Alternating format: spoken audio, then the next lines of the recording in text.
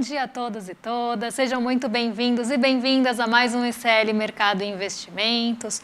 Hoje, sexta-feira, dia aí da gente trazer o IPCA para vocês, que saiu aí a divulgação hoje pela manhã. Vamos falar também de como as falas de Powell influenciaram os mercados, então a gente viu influência dessas falas ontem ali no mercado de uma forma geral, inclusive em Nova York, aqui no Brasil. E hoje a Ásia também responde aí a esse discurso do Jerome Powell, que é o presidente do Banco Central dos Estados Unidos. Mas a gente também tem outros assuntos para falar com vocês, então a gente vai falar de Petrobras, vamos falar do lucro da Petrobras e dos preços do petróleo, vamos falar também de rentabilidade dos bancos. Então, uma série de assuntos aí para a gente discutir com vocês nessa manhã. Mas antes de tudo, André, como você está hoje, sexta-feira? Bom dia, Débora. Bom dia a todos os nossos telespectadores. Sexta-feira com dados importantes da inflação. Saiu o IPCA, abaixo inclusive do que o mercado estava projetando. Vamos falar o que elevou o IPCA, o que controlou o IPCA nesse mês. Vamos fazer também aquele exercício que a gente sempre faz mostrando como foi a inflação do açougue, da feira, do mercado, do supermercado que você vai. Mas também temos outros assuntos importantes, como a decisão do STF lá sobre a rentabilidade do FGTS. Vamos falar um pouco da rentabilidade dos bancos, a questão da Petrobras, que teve uma queda no lucro puxada pela queda do preço do petróleo Brent nos mercados internacionais.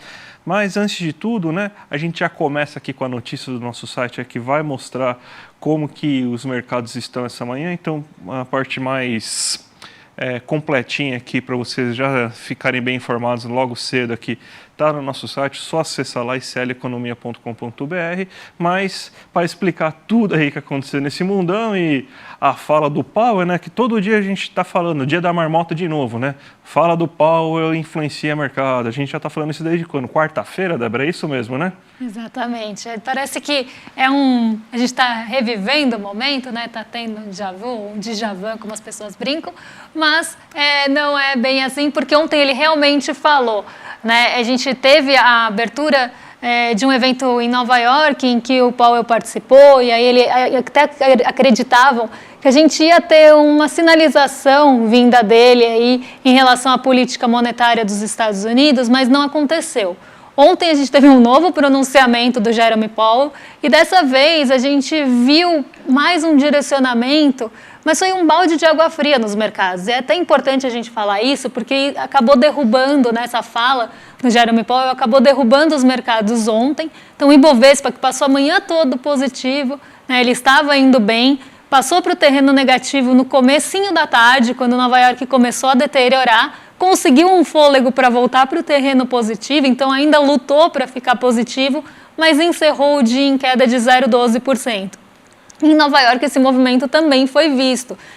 Conforme a gente foi tendo ali as falas dos dirigentes do Fed, porque não foi só o Jerome Powell que falou ontem, ele falou depois, ele falou por volta das 4 da tarde, até lá a gente foi vendo o sentimento deteriorando. Então, a gente tendo um menor apetite pelo risco, um maior sentimento de cautela e esse sentimento deteriorando ao longo da tarde. Quando o Jerome Powell começa a falar, ele dá algumas sinalizações em relação à política monetária que acaba jogando realmente esse balde de água fria aí, nas expectativas que o mercado tinha. Porque ele volta a falar que ele ainda acha que o aperto monetário lá não atingiu o nível suficiente para levar a inflação para a meta e que essa é uma coisa que ele quer perseguir.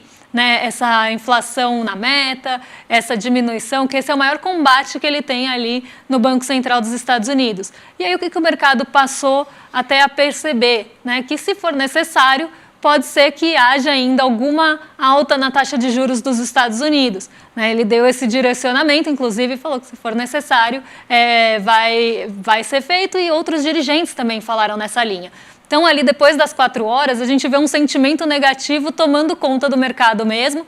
O nosso Ibovespa vai para o terreno negativo e não sai mais, e as bolsas de Nova York caem aí até com mais força. A Nasdaq, que é mais ali sensível a movimentos de juros, por ser uma bolsa de tecnologia, caiu mais de 0,90, caiu quase 1%.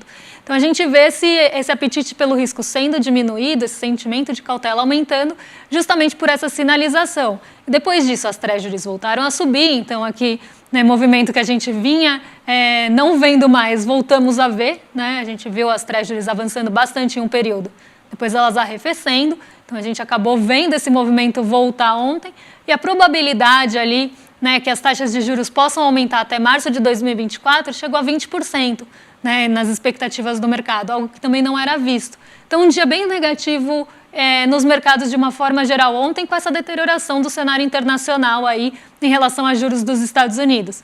E por que eu estou explicando tudo isso? Porque para explicar o movimento que a gente viu na Ásia hoje de manhã, a gente precisa voltar, né, para esse passo atrás, que foi justamente a fala do Powell, que acabou tendo essa influência, essa contribuição, esse impulso para que as bolsas caíssem com mais força. Lá na Ásia o movimento foi o mesmo, tá, gente? Então a gente viu ali as bolsas caindo majoritariamente, elas caíram em bloco, todos os índices ficaram ali no terreno negativo. Nessa manhã, né, que o fechamento ali da Ásia já aconteceu, mas quem sofreu mais entre as bolsas asiáticas foi justamente o Hang Seng. E aí a gente pode até fazer um paralelo com a Nasdaq, né? O Hang Seng ele é uma bolsa, é um índice muito pesado em tecnologia. Ele tem ali um peso grande dessas empresas de tecnologia, dessas ações, e aí ele sofre mais também quando a gente tem qualquer expectativa de juros mais altos nos Estados Unidos. Qualquer movimentação de juros impacta mais o Hang Seng do que outras bolsas asiáticas. Então a gente vê aí a variação no dia anterior, 1,76 negativo, caindo mais inclusive que a Nasdaq no dia anterior, e aí ela liderou, né, com isso os movimentos ali de queda no continente asiático. Então Hang Seng aí liderando essa queda justamente por conta da fala do Powell. Então a gente teve, né, um bom desencadeamento aí de quedas depois que o Powell jogou água no chope de todo mundo. Perfeito, Débora. Então vamos agora falar do nosso Brasilzão, que temos notícias importantes. O IPCA foi divulgado nessa manhã, né, o Índice de Inflação Oficial do Brasil. Temos a notícia aqui no nosso site já para vocês verem aí, entenderem o que aconteceu com o IPCA. E você teve um aumento de 0,24%. Passagens aéreas cresceu consideravelmente, mas a gente tem alguns dados que a gente precisa olhar com mais cautela na hora de fazer para dissecar aqui o que aconteceu com o IPCA, né? A gente vai colocar, inclusive, aqui o gráfico aqui mostrando as altas e as baixas que foram observadas esse mês, né? A gente tem, ó, que no geral 0,24%, a gente tem um aumento do arroz. O arroz é a situação climática do sul do Brasil, então a gente sabe que você teve algum problema climático bem considerável lá no sul e você tem então uma queda da produtividade de arroz, isso está reduzindo a oferta de arroz no mercado interno e você então tem um aumento desse preço de arroz. E as outras quedas que a gente observou estão muito ligadas a essas regiões próximas aqui de São Paulo, por exemplo, assim, que você teve um excesso de chuva bem considerável. Ou seja, as chuvas que estão ocorrendo e que causaram tanto estrago aí nesses últimos tempos aí, elas estão afetando a produção de bens que são produzidos próximos das capitais. Então você está com alguns problemas climáticos aqui no Brasil, está chovendo muito no Brasil interior, onde não está chovendo muito, está fazendo um calor muito grande, a gente tem estiagem no norte do Brasil, então a gente está com uma situação climática bem maluca, né?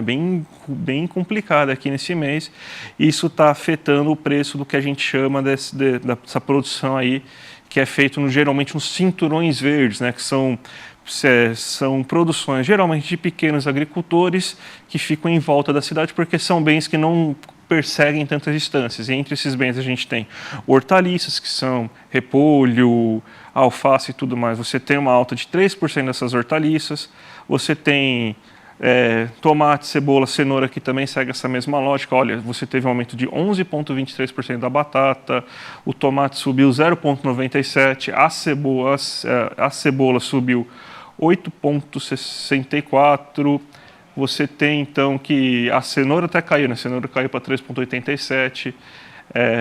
Você tem as frutas também, que tem a mesma situação aqui, com alta de 3,06%. A gente teve o primeiro aumento da carne bovina aí em muito tempo, né? A gente tem, então, que a carne bovina aumentou, foi para 0,53%. Mas o que segurou a inflação, então, dessa vez, já que a gente teve problemas com alimentos, principalmente desses alimentos servidos in natura, por causa dessas questões climáticas, foram os combustíveis e a energia elétrica. Olha aí que a gente tem aqui interessante, a gente vê aqui que A energia elétrica caiu 0,58% esse mês, a gasolina caiu 1,53% esse mês, o etanol caiu 0,96% esse mês e o diesel teve uma leve alta de 0,33%. Então, aconteceu justamente o contrário que a gente estava vendo nos últimos meses, com os alimentos tendo elevada pressão de deflacionário, ou seja, fazendo com que caísse consideravelmente o nível de preços dos alimentos e segurasse uma alta mais considerável da inflação, enquanto você tinha os combustíveis pressionando para cima, né? A inflação, só que dessa vez os combustíveis acabaram pressionando para baixo a inflação, então acabou segurando. A gente lembra que teve um reajuste, né, um reajuste negativo, então teve queda do preço da gasolina no último mês, né? Então isso influenciou bastante. A gente está tendo também uma queda no preço do etanol aí por causa de situações que é commodity, o preço do açúcar lá fora, então você está tendo uma oferta maior aqui de etanol aqui para o consumo interno brasileiro. Então esse é mais ou menos um raio-x da inflação. E o que aconteceu esse mês, Débora? E a gente vê, né, indo na contramão dos outros combustíveis, o diesel subindo ainda, né, mostrando uma certa resiliência, até teve aquele reajuste de diesel também no mesmo período ali da gasolina, e isso até traz um pouquinho aí de preocupação, porque a gente sabe que o diesel acaba desencadeando outros movimentos inflacionários por conta da nossa dependência de malha rodoviária. Então a gente tem aumento de fretes, e isso acaba influenciando no preço aí de outros produtos. Mas antes aí, até vamos passar aí para o próximo assunto, que é para ver a variação, né, dos grupos, de como os grupos reagiram, né, nesse mês, como ficou o açougue, os boletos. Exatamente, né? A gente tem então esse cálculo que eu faço aí todo mês para vocês, né? Então a gente vê o que cresceu esse mês de verdade. O que cresceu foi a feira. A inflação brasileira desse mês foi a inflação da feira, né? Então, o brasileiro que vai fazer sua feira, se foi fazer sua feira esse mês de outubro, sentiu mais no bolso. Aumento do preço da batata, da cenoura, do tomate, das hortaliças, das frutas. Então, foi na feira que a gente teve a grande pressão inflacionária. Então, a feira somente nesse mês cresceu 3,56%, e com isso ela que estava registrando um acumulado negativo, ela passa a ter um acumulado positivo. Então no ano a feira subiu 2,12%, ou seja, de outubro de 2022 a outubro de 2023, você tem um aumento de 2,12% no preço da feira. Então é isso que aumentou no ano, e muito disso veio por causa desse aumento considerável que teve esse mês, né? E é um aumento que deve ser sazonal. Se a situação climática melhorar em novembro, a gente deve ter pelo menos oferta de tomate, cebola, pimentão, hortaliças, frutas mais normalizadas. Então, a gente tem uma tendência de que seja algo somente sazonal desse mês. A gente vê que as carnes cresceram também esse mês, isso fez com que o açougue se elevasse 0,17, então o preço que está no açougue não é só da carne bovina, outras carnes como carne de frango, ovos, salsichas, linguiças, então está tudo isso dentro desse grupo do açougue. Então você teve esse aumento de 0,17% nesse mês aí na compra que você faz do açougue, só que o acumulado ainda está muito baixo. Então, se a gente pegar o preço que estava em outubro de 2022 para agora, é uma queda de 11,22% no gasto que o brasileiro está tendo, né, no açougue, segundo os dados do IBGE. O mercado, que não é o nosso amigo mercado que mora na Faria Lima, tá? O supermercado que você faz todo mês ou toda semana, depende do seu ritmo de compras, né? Ele teve uma leve alta de 0,21%, e mesmo assim a gente ainda tem um acumulado negativo, ou seja, de um ano para cá você tem uma queda de 0,33% naquilo que você gasta no mercado. E no mercado tem os produtos de limpeza, tem inclusive a carne, que você pode não fazer o açougue, mas compra no mercado a carne, até a feira, porque todo mercado tem um hortifruti, mas tem alimentos industrializados e tudo mais. Então, o mercado teve essa queda. Os boletos, ou seja, as contas, os streamings e tudo mais, você tem um aumento aí de 0,18% nesse mês. Então, que a gente tem um acumulado de 6,59%. Então, os reajustes que estão ocorrendo nas contas que a gente paga aí todo mês estão acima da inflação. Isso ajuda a explicar, inclusive, um pouco dessa percepção ruim que o brasileiro está tendo, né, de que as coisas estão aumentando mais do que os dados estão mostrando. Porque os reajustes que as empresas realizaram nesses boletos, educação, plano de saúde, o streaming que ele paga, a conta de água, a luz, a energia elétrica subiu em um ano mais do que a inflação. Então vamos ver até onde isso vai chegar, mas já é 6,59% em 12 meses. E o lazer, ou seja, o barzinho que a pessoa vai, restaurante, o cinema e tudo mais, teve uma alta de 0,55% esse mês. No ano, em 12 meses, a gente tem uma alta de 15,27%. Lembrando de novo, isso é resultado de uma melhora econômica que a gente está observando, porque esse setor de lazer ele é muito sensível a salário mínimo, porque as pessoas que trabalham geralmente no setor de lazer, elas têm remuneração bem baixa e muito próximas, ou se não igual ao salário mínimo.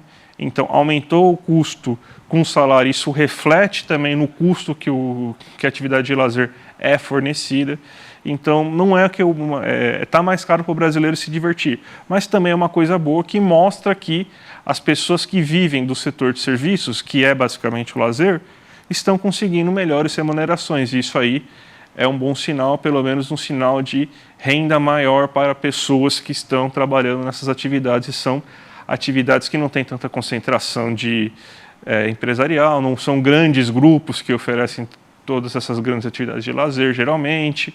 Então, essa aí é o reflexo aí da inflação brasileira aí nesse mês, Débora. E aí você falando, né, a percepção do brasileiro acaba mudando, né, por conta dos boletos, que são contas que a gente tem que pagar ali. Se isso sobe, acaba mudando essa percepção. E até no Dia das Bruxas desse ano, né, aqui uma brincadeira, mas no Dia das Bruxas desse ano, muita gente se fantasiou de boleto, porque é o que justamente assusta aí o trabalhador, o brasileiro, que paga seus boletos, né? Então tivemos um aumento também de fantasias de Dia das Bruxas de boleto, porque as pessoas estão assustadas. Mas é justamente por isso, as pessoas acabam jogando um peso ali no que realmente acaba mexendo com as percepções dela, né? Eu trouxe essa brincadeira justamente para a gente fazer essa reflexão.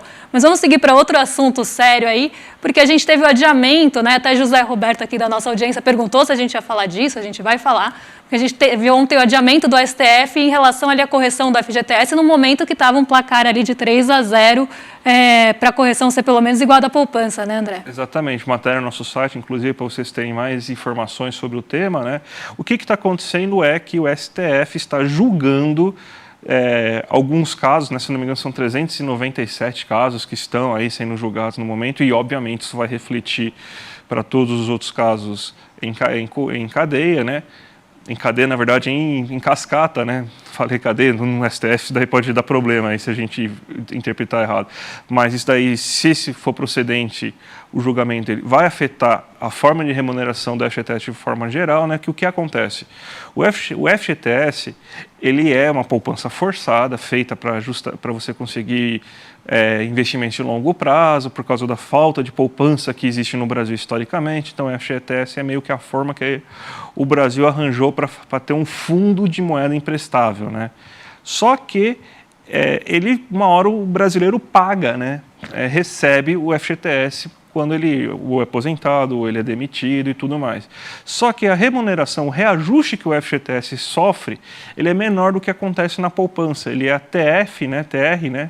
Taxa de remuneração, mais 3%, enquanto você tem que a poupança é a TR mais 6%. Então, ele está abaixo da poupança, então ele praticamente ele não evolui, né? Então é muito ruim a remuneração do FGTS, né? Então, o que está na justiça é que pelo menos se reajuste o FGTS, é muita letrinha, gente, numa sexta-feira ainda é difícil, se remunere o FGTS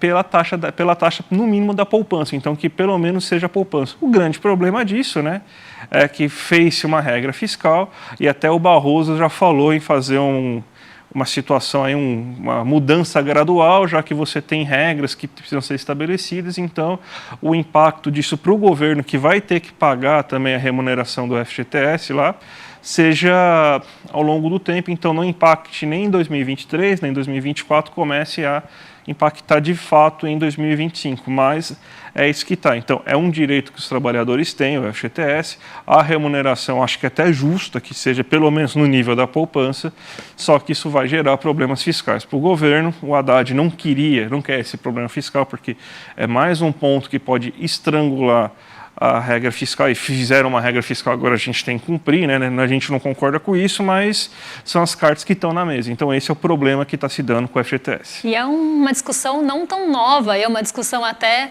mais antiga essa do FGTS, porque justamente a remuneração do FGTS acaba sendo bem inferior e o dinheiro fica ali, né, parado, né, enquanto você não tem ali o direito de sacar ou o direito de utilizar ali para compra de algum bem ou na aposentadoria, enfim, ele fica ali com uma remuneração menor do que, por exemplo, a poupança.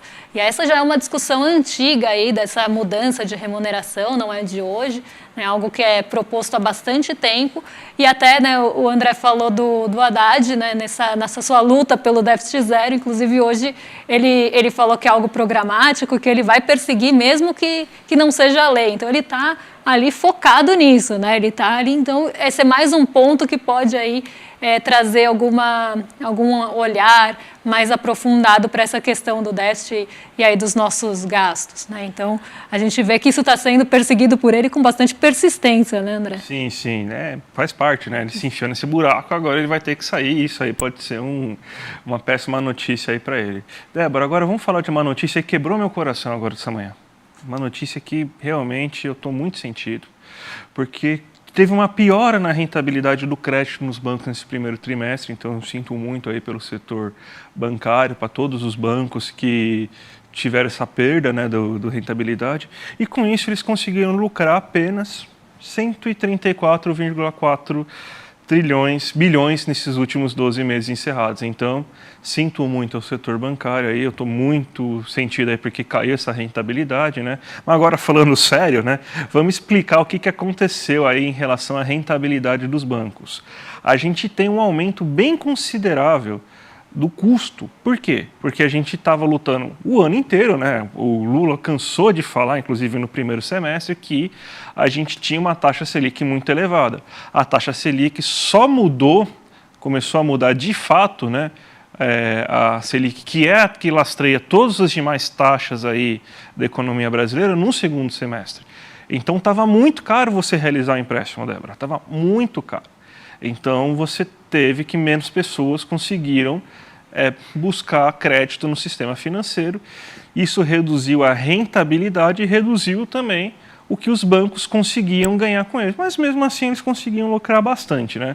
Exatamente. Quando a gente olha ali individualmente, inclusive os bancos, quem divulgou resultados agora, nessa semana, inclusive, foi o Itaú, eles tiveram um lucro aí pequeno, né, de 9 bilhões, e ainda maior do que o esperado e maior do que o mesmo período do ano passado. Então, assim, o crédito mais caro, ele traz uma série de implicações, né? Não só num crédito mais enxuto, mas em outras pontas ali, né? Para quem olha ali resultados de banco eles acabam sendo diferentes de outros, né? Mas eles têm ali, a gente tem uma parte que é uma provisão, né, de devedores, enfim, isso também acaba impactando o balanço do banco.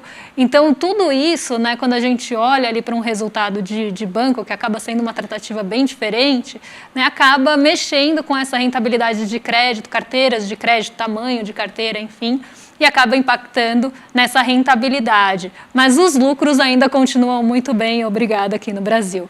Agora, a Petrobras... Né? O lucro da Petrobras já não está tão bom, né? Não é culpa do PT isso, Débora? Não é culpa do PT. Não é culpa do PT, não dá para colocar no Zap então, né? Ainda, não sei se já estão ventilando esse tipo de coisa, mas imagino que já esteja aí nessas redes de Zap aí, e nas redes sociais. O lucro da Petrobras caiu 42% aí no trimestre para 26 bilhões, né? E a gente viu esse resultado aí impactado principalmente pela queda do petróleo. Tá? Então, a gente teve uma redução importante dos preços do petróleo nesses últimos tempos. Na verdade, a gente tinha tido até uma alta muito grande ali dos preços do petróleo no começo do ano passado, por conta de toda a questão geopolítica, dos conflitos ali que a gente viu acontecer, né, dos conflitos que a gente viu aconteceram ali entre a Rússia e a Ucrânia, a guerra por lá. Isso fez ali, quando isso começou a acontecer, os preços do petróleo subiram muito por conta de todos os embargos embargos, e aí o preço do petróleo começou a reduzir ao longo do tempo. Inclusive, eu fiz um gráfico para vocês, para a gente entender como é que foi o comportamento desse preço do petróleo e como é que estava bastante tempo atrás. Até peguei um período aí mais longo, mais longo que um ano, né? E peguei na verdade, até hoje, né? E aí a gente vê como é que foi esse comportamento. Então, a gente sai de $124 por barril, e aí vem até um ponto importante, tá? Porque surgiu uma dúvida da nossa audiência, porque a gente fala bastante de petróleo, né? E a gente acaba aí trazendo alguns pontos do petróleo Brent, e aí apareceu uma dúvida: quantos litros tem um barril de petróleo? Tá? Tem algumas diferenças, mas em média aí são 159 litros. E qual que era a diferença do preço do Brent? Por que a gente fala dele? Tá? O preço do Brent, ele acaba, ele é o mais usado como referência no mercado de petróleo, está no mercado de commodities também, no mercado de uma forma geral. 75% dos preços acompanham o preço do petróleo Brent. Então, aqui a gente tem dois tipos, né? Só para esclarecer rapidinho aí para vocês, porque foi uma dúvida que apareceu 2 vezes, então eu acho que vale a pena falar.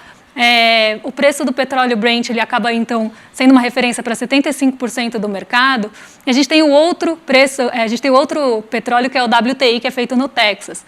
E o Brent, ele tem ali uma origem, vamos pensar assim, no mar ali do norte, perto da Noruega. Então, ele tem custos de frete menores do que o WTI. Tem uma série de implicações e ele acaba sendo referência para os principais aí, produtores de petróleo. Então, ele é referência no Oriente Médio, ele é referência na Europa. Então, aqui a gente fala justamente do Brent, pega ele como exemplo, justamente por ele ser a referência a nortear os preços do mercado. Então, quando a gente olha, vamos agora falar do preço do petróleo Brent em dólares por barril, tá? Então, quando a gente olha aí a variação desse preço, a gente sai lá de março de 2022 de um patamar de $122, um patamar bem elevado, foi um dos picos que a gente viu acontecer.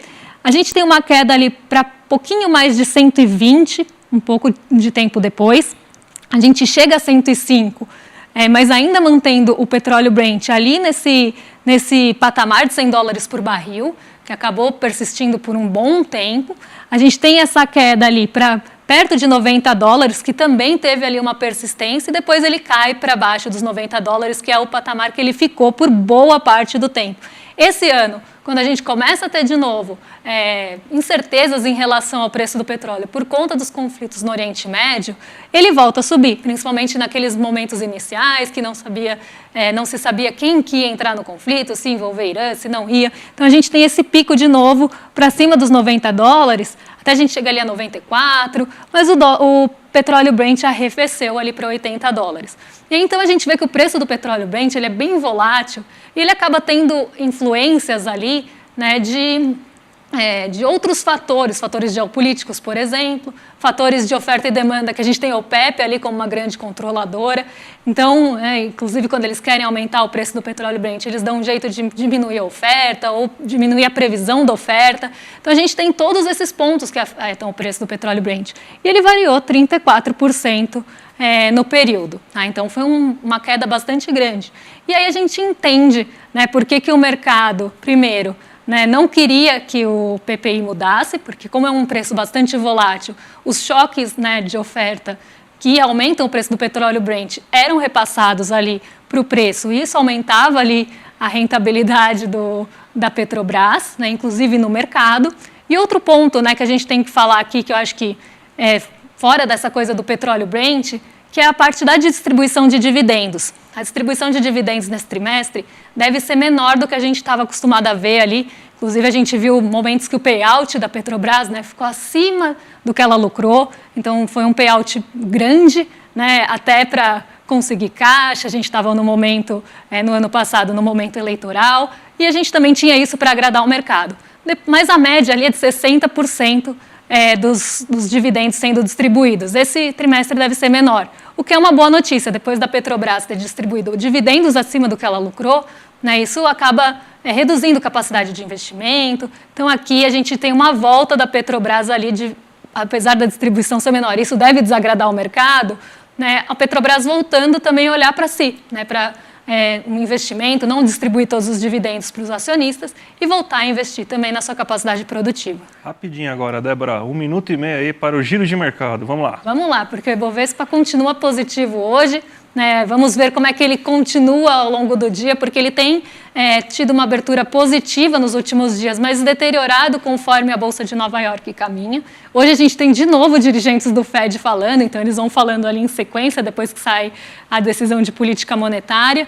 E hoje a gente tem mais uma nova rodada de dirigentes do Fed falando. Então, dependendo do que for sinalizado, mesmo que eu falei ontem, isso pode deteriorar o sentimento de apetite pelo risco e aí também influenciar aqui a nossa bolsa, como foi o que aconteceu nos outros dias. Em um dia a gente conseguiu ficar perto da estabilidade, ontem a gente caiu, mas hoje a gente volta aí a subir até de uma forma mais acelerada, e Bovespa subindo 0,83% hoje.